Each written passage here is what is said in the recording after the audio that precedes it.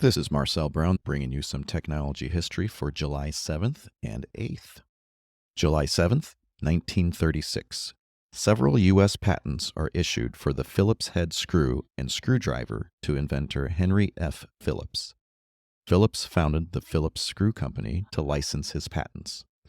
One of the first customers was General Motors for its Cadillac assembly lines.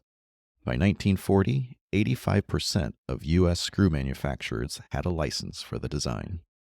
July 8th, 1957. Control Data Corporation, an early pioneer in the field of supercomputers, is incorporated. CDC's most notable employee was Seymour Cray, who during the 1960s developed for CDC the fastest computers in the world at the time. However, in 1972, Seymour Cray left CDC to form his own company, Cray Research, which then took the title of creating the world's fastest computers. This was your technology history for today. For more, tune in next week and visit my website, thisdayintechhistory.com.